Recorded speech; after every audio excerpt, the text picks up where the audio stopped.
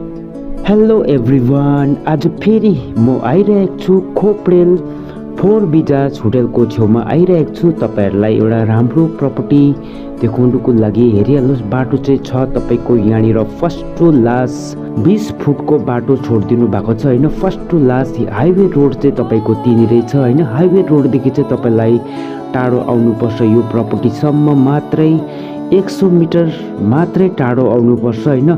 First to last तपाईलाई 20 फुटको बाटो छोडिदिनु भएको छ। यो हेरियल प्रपर्टी चाहिँ तपाईको यही नै हो हैन।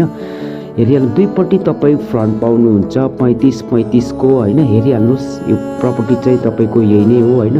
दुईपट्टि तपाई फ्रन्ट पाउनुहुन्छ हैन। प्रपर्टी चाहिँ छ तपाईको यहाँनिर 3 कट्ठा प्रपर्टी छ हैन। एकदमै राम्रो प्रपर्टी छ हैन।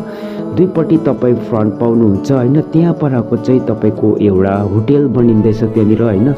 3 स्टार या 2 स्टारको होटल बनिँदैछ त्यहाँ चाहिँ हैन। एकदमै राम्रो प्रपर्टी छ हैन। एकदम बाटोदेखि पनि छेउ, हाईवे रोडदेखि पनि तपाईलाई छेउ भएको प्रपर्टी चाहिँ तपाईको यही नै हो। आउनुपर्छ मात्रै 100 मिटर खाली टाढो आउनुपर्छ हैन। प्रपर्टी चाहिँ हो तपाईको ट्राभल खतियान प्रपर्टी हो हैन। तपाईहरुलाई यदि यो प्रपर्टी माथि इन्ट्रेस्ट छ भने यो नम्बरमा तपाई कन्ट्याक्ट पनि गर्नु सक्नुहुन्छ र व्हाट्सएपमा हामीसित बात पनि गर्न सक्नुहुन्छ। धन्यवाद।